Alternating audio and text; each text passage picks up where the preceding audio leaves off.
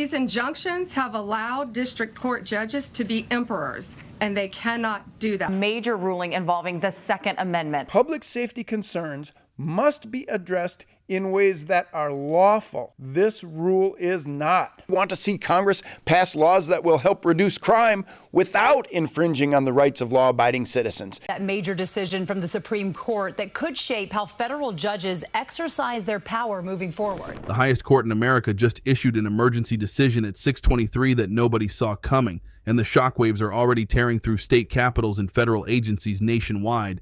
This isn't some procedural footnote buried in legal jargon. This is a constitutional bombshell that could fundamentally rewire how power flows between Washington and the 50 states. And the tremors from this ruling are just beginning. Late last night, the Supreme Court delivered its verdict in a split decision that has legal scholars scrambling and politicians on both sides recalculating their strategies. The vote came down 6-3. And the implications are so vast that experts are calling it one of the most consequential emergency orders in modern judicial history. What makes this particularly explosive is the speed at which it happened. This case rocketed through the system faster than almost anyone anticipated, and the court's willingness to act so decisively on an emergency basis tells you everything you need to know about how serious they viewed the constitutional crisis brewing beneath the surface. So what exactly did the court rule? At its core, this decision tackles a fundamental question about power in America. How far can the federal government reach when it wants to override or block laws passed by individual states? The Supreme Court has now drawn a line in the sand, and that line favors state authority in ways that haven't been seen in decades. Specifically, the majority opinion stated that the federal government overstepped its constitutional boundaries by seeking sweeping nationwide injunctions that essentially prevented states from enforcing their own democratically passed laws. Here's why this matters more than you might initially think. For years, the pattern has been relatively predictable. A state passes a law that some group or federal agency doesn't like. That group or agency goes to a friendly federal judge, often in a carefully selected district. That judge then issues what's called a nationwide injunction, which doesn't just stop the law in one place, it freezes it everywhere, affecting millions of people who live in states that had nothing to do with the lawsuit. One judge, one courtroom, nationwide impact. The Supreme Court just said that playbook is over.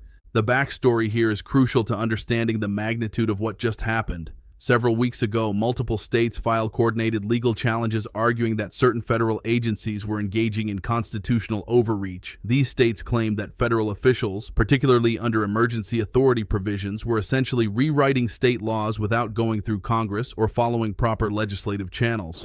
The federal government's response was to go to lower courts and secure nationwide injunctions that blocked these state laws entirely before they could even take full effect. Those lower court judges granted exactly what was requested, issuing broad injunctions that applied coast to coast. But that's precisely the judicial behavior the Supreme Court has now targeted with laser focus. The majority opinion makes clear that lower courts simply don't possess the authority to issue these sweeping nationwide freezes when the actual dispute only involves specific plaintiffs in specific circumstances. In more straightforward terms, if only a handful of people are actually affected by or challenging a law, a judge can't hit a pause button that stops that law for millions of people across dozens of states. This reasoning echoes a decision from earlier this year in a case called Labrador versus Poe, where the court imposed similar restrictions on lower court powers. But this latest emergency order takes those principles and supercharges them, applying the restrictions in real time to an active controversy. The message to lower courts couldn't be clearer. The era of using nationwide injunctions as a standard tool is ending, and judges who continue down that path will find their decisions reversed. The reaction to this ruling has been swift and sharply divided. State officials, particularly attorneys general who have been fighting federal overreach, are celebrating this as a massive win for federalism and the principle of state self-governance. One state official described it as the most significant restoration of constitutional balance in a generation. On the other side, sources inside the Department of Justice are reportedly describing the ruling in far grimmer terms. One official, speaking on background, called it a legal earthquake that could destabilize dozens of ongoing federal enforcement actions, and they're not wrong to be concerned. This decision has immediate implications for cases spanning the entire spectrum of hot-button political issues. We're talking about immigration enforcement policies, gun regulations, election oversight procedures, environmental rules, and more. Every single one of these areas has seen nationwide injunctions used as weapons in legal warfare, and now that weapon has been significantly dulled, if not entirely removed from the arsenal, Let's walk through a concrete example to make this tangible. Suppose a state passes a controversial law related to border enforcement or firearm regulations. Under the old system, opponents of that law could find a sympathetic federal judge, file a lawsuit, and potentially get that judge to freeze the law not just in that state, but everywhere in the country.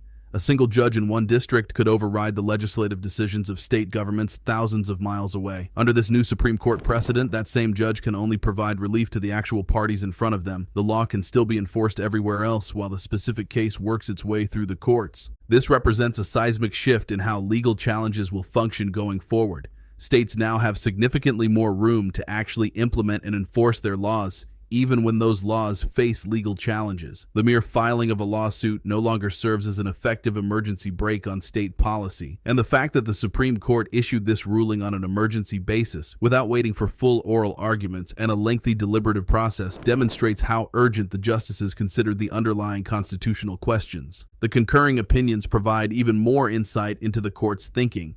Justice Neil Gorsuch penned a particularly pointed concurrence emphasizing that injunctive relief should extend only as far as necessary to protect the specific plaintiffs bringing the case. He explicitly stated that courts must return to traditional limits of equitable relief and must stop functioning as many legislators. That phrase, many legislators, cuts right to the heart of the criticism.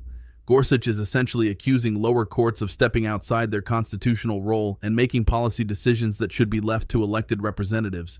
The three dissenting justices, led by Justice Sonia Sotomayor, raised concerns about the practical consequences of restricting nationwide injunctions. Their argument centers on the potential for confusion and unequal enforcement. Under this new framework, a law might be enforced in some states but blocked in others, creating a patchwork system that could be messy and inconsistent. They worry about scenarios where citizens in different states face different legal realities based on the same federal issue. But the six-justice majority clearly found these concerns insufficient to outweigh the constitutional problems created by nationwide injunctions. The broader principle the majority emphasized is straightforward. Judges interpret law, they don't make it, and that principle, applied consistently across the board, has the potential to reshape federal litigation strategy for years, possibly decades to come. It forces both sides of any political debate to recognize that lasting policy changes need to come through legislation and democratic processes, not through finding the right judge willing to issue a favorable nationwide order.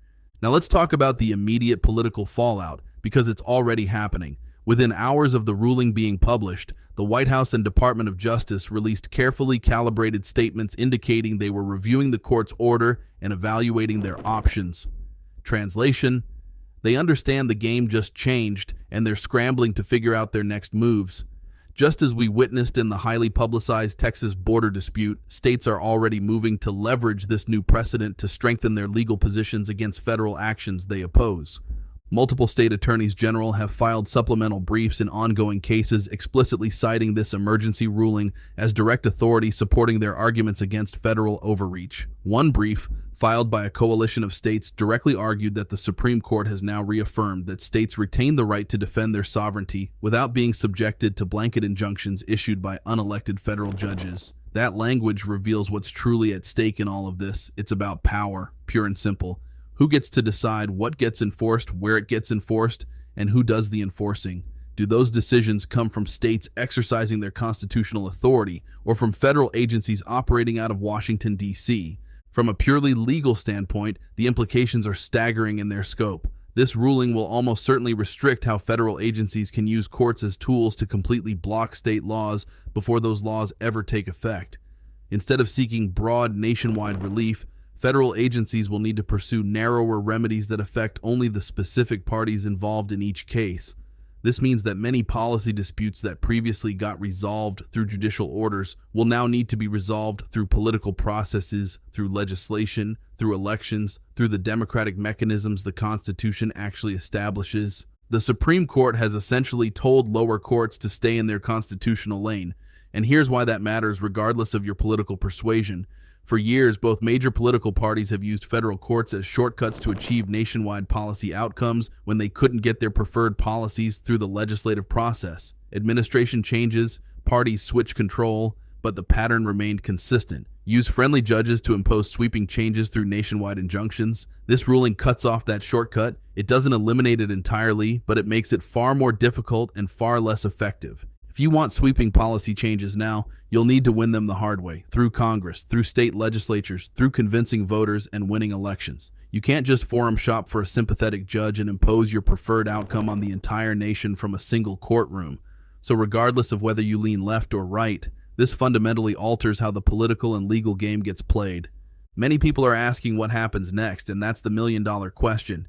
Because this was issued as an emergency order, it doesn't necessarily close the door on all future litigation around these issues. What it does is establish a precedent that lower courts must now follow going forward. The underlying case will likely return to the appellate level, where judges will need to apply this new, more restrictive framework to the specific facts at hand. Make no mistake, this issue is far from settled permanently. The federal government will undoubtedly challenge this interpretation in other cases, attempting to carve out exceptions where they'll argue that national interests require broader judicial relief. They'll look for cases where they can argue that a problem is so inherently nationwide in scope that only a nationwide solution makes sense. But the Supreme Court's message was crystal clear and unambiguous. The Constitution does not permit judges to govern an entire nation from their individual courtrooms. Taking a step back to see the forest through the trees, what makes this decision historically significant is the context in which it arrives. The court has been methodically building toward this moment for several years, pushing back against what many justices view as judicial activism and reasserting traditional boundaries around separation of powers. This 6-3 emergency ruling represents the latest and perhaps strongest signal yet that the court intends to restore what it sees as proper constitutional boundaries. In practical terms, this decision will touch virtually every major policy debate in America over the coming years. Gun rights cases, immigration enforcement actions, pandemic response policies, election oversight disputes, environmental regulations, you name it. If it's controversial and involves questions of state versus federal power, this ruling will be cited, analyzed, and applied. When we say this decision shook the nation, that's not hyperbole or clickbait. The ripple effects will genuinely be felt across nearly every significant policy arena for years to come. Here's the bottom line that everyone should understand. Regardless of their political allegiances or policy preferences, this moment represents a genuine turning point in the relationship between states, courts, and the federal government.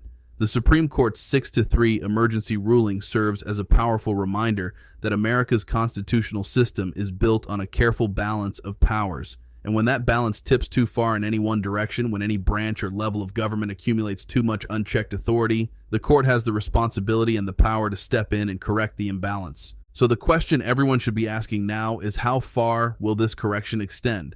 Will future courts, including lower courts and perhaps even a differently composed Supreme Court years from now, faithfully follow this new standard? Or will judges test its limits, probe for weaknesses, and try to find workarounds? Either way, this ranks among those decisions that law schools will teach as turning points, that constitutional scholars will debate for decades, and that policymakers will need to navigate as they try to advance their agendas through the newly constrained legal landscape. This is constitutional law being made in real time, and we're all watching it unfold. That's it for today, folks. See you in the next video.